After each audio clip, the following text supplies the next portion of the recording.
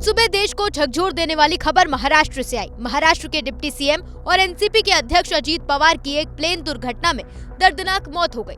वो जिला परिषद चुनाव के प्रचार के लिए बारामती जा रहे थे, तभी उनका प्राइवेट जेट हादसे का शिकार हो गया। जिस प्राइवेट प्लेन में अजीत पवार सवार थे, वो धड़ाम से जमीन पर गिरा और उसमें आग लग गई। आग लगने के बाद चार्टर्ड प्लेन आग का गोला बन गया और पूरी तरह जल गया। अजीत पवार का विमान जहां पर अपघातग्रस्त हुआ है, वहां पर ये हालात हम देख सकते हैं। ये विमान पूरी तरीके से जलकर खाक हो चुका है। यहां से बारामती एयरपोर्ट कुछ किलोमीटर की दूरी पर है, लगभग 2 से 3 किलोमीटर दूरी पर ये एयरपोर्ट है। यहां से नजर भी नहीं आ रहा है, हमारे कैमरामैन अगर दिखा सके तो ये जो हम नीला शेड देख सकते हैं वो बारामती एयरपोर्ट का है। वहां पर पायलट ने विमान लैंड करने की कोशिश की थी, लेकिन वो सफल नहीं हुई। उसके बाद 2 से 3 किलोमीटर ये विमान यहां पर आकर अपघातग्रस्त हुआ है। घटनास्थल से सामने आए वीडियो को देखकर अंदाजा लगाया जा सकता है कि हादसा कितना भयंकर था।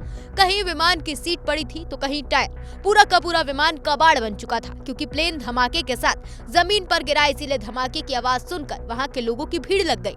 लोग एक दूसरे से पूछने लगे कि प्लेन में कौन सवार था, लेकिन किसी को कुछ पता नहीं चला। विमान हादसा होते ही आसपास के लोग वहां पहुंचे और अपने स्तर पर तुरंत मदद की। कुछ लोगों ने प्लेन में सवार लोगों को बचाने की भी कोशिश की, लेकिन प्लेन क्रैश के बाद भड़की आग ने उनको आगे बढ़ने से रोक दिया और थोड़ी ही देर में सब कुछ खत्म हो चुका था। प्लेन का इतना बुरा हाल था कि शवों का पता लगाना तक मुश्किल था। कुछ ही देर में फायर ब्रिगेड की गाड़ी भी मौके पर पहुंची और प्लेन में लगी आग को बुझाया। इसके बाद शवों को बाहर निकाला। रेस्क्यू चल रहा था कि तभी लोग एक दूसरे के मुंह ताक रहे थे। तभी जुबान सब यही पूछ रहे थे कि प्लेन के अंदर था कौन। कुछ ही देर में जैसे ही ये खबर सामने आई कि प्लेन में कोई और नहीं बल्कि महाराष्ट्र के डिप्टी सीएम अजीत पवार सवार थे, तो उप मुख्यमंत्री की मौत की खबर सुनकर वहां शोक की लहर दौड़ गई।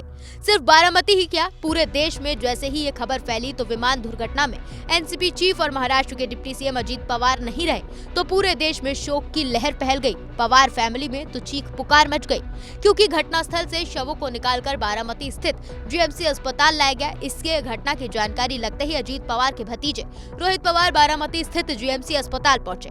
रोहित पवार की आंखों में आंसू थे और चाचा को खोने का दुख उनके चेहरे में साफ झलक रहा था।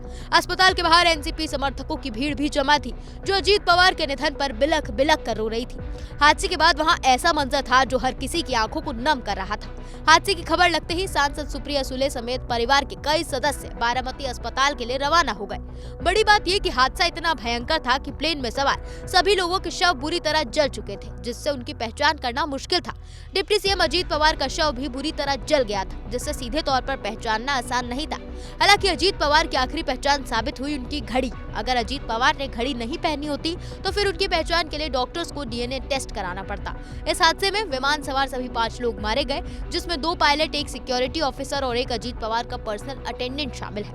वहीं हादसे का एक सीसीटीवी वीडियो भी सामने आया, जिसमें ये साफ तौर पर दिखा कि प्लेन क्रैश होकर गिरा तो उसमें आग लग गई और कई धमाके हुए, जिसके बाद धुएं का गुब्बार आसमान में चारों तरफ फैल गया। ये संयोग है या ईश्वर की इच्छा, ये तो कोई नहीं बता सकता, लेकिन हादसे के वक्त घटनास्थल पर मौजूद रहे चश्मदीद ने जो मंजर बयां किया, उसे सुनकर तो आपके भी रोंगटे खड़े हो जाएंगे। ये हमने देखा कि एयरप्लेन जब नीचे आया था, ऐसा लग रहा था उसका क्रैश हो जाएगा, ऐसा हम सोच रहे थे, तभी क्रैश हो गया।